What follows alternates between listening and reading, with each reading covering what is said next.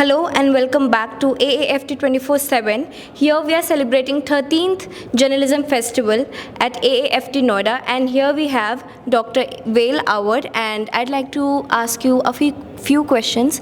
So first of all, how are you liking this evening?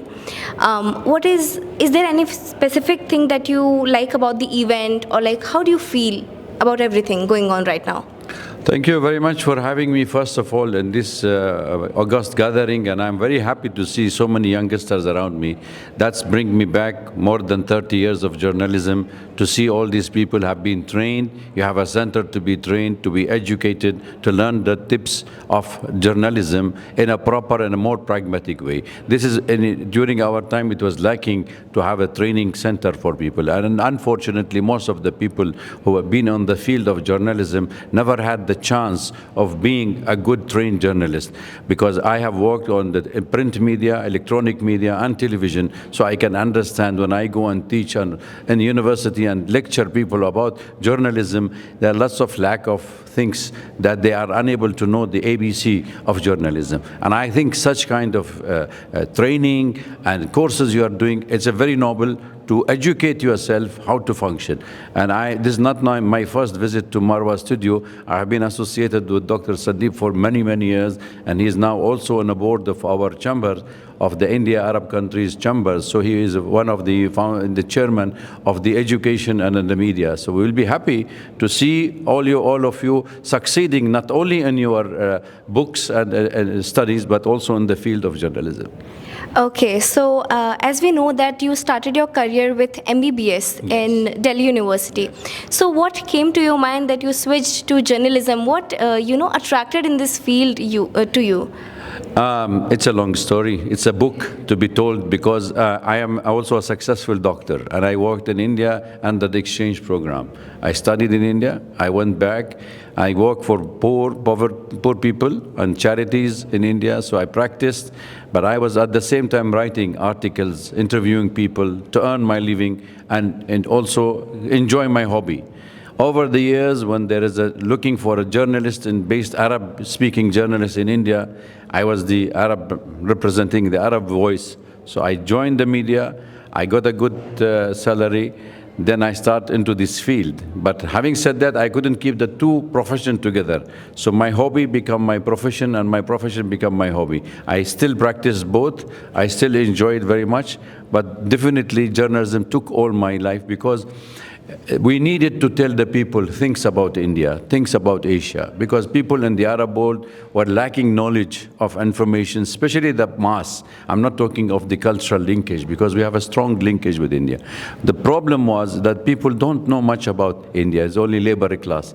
Then when you start explaining and showing to the people how much it is, then I think by then you have realized how important it is and how good to be on this field. And I think so many things happen in India, not only surrounding Delhi and subcontinent, but only in South and Southeast Asia region. I had to cover, I have to travel, I had to make all these stories. So from investigative in medicine to an investigative in journalism, and then I continue my career with journalism. Okay, that's very nice to know. So one very interesting question that I've got to know from your career that you have had in this field. In 2003, you were ambushed and captured in Iraq, and how did that experience change your perspective towards life? See, when we were in 2003 with the American troops, it was the first terminology has been used as an embedded journalist. Yes. An embedded journalist usually used in the troops when there is an army moving in a country, they take journalists with them to cover the war. But for the first time, we have an international media traveling along with the American troops. I've joined the American troops when we went.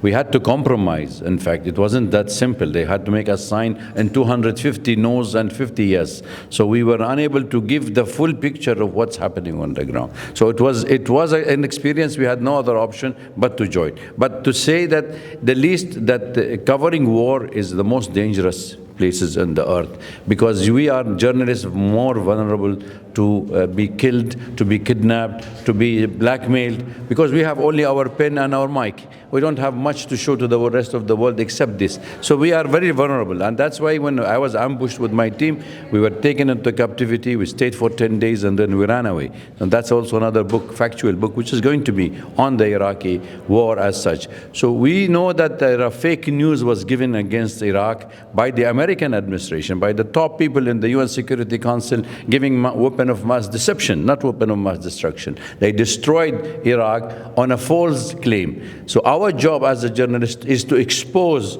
those those warmongers, and to bring the truth to the world, that we know that there was no weapon of mass destruction in Iraq. It was simply simple people, civilized people living in that country, but because of the greedy world and the lust for the oil and gas, of stealing the natural resources of the country, that's why the war was initiated. So I think these are experiences we need to do it. And finally, you must remember, whenever you do any coverage of any news anywhere in the world, learn the culture of the people. If you learn, educate yourself, acquaint yourself with the tradition of the country, that makes your task easy to learn and to educate and also to excel and come back safe. And your safety is the prime important. Leave the company you are working with, leave anybody, your safety first, and then the follows. Okay, it was lovely speaking to you, sir, and we are inspired to our core. And so thank you so much that you came and gave us this very educative interview. So thank you so much for that. Thank you. With Prasok Jain, Vedika, AAFT 24/7, Noida.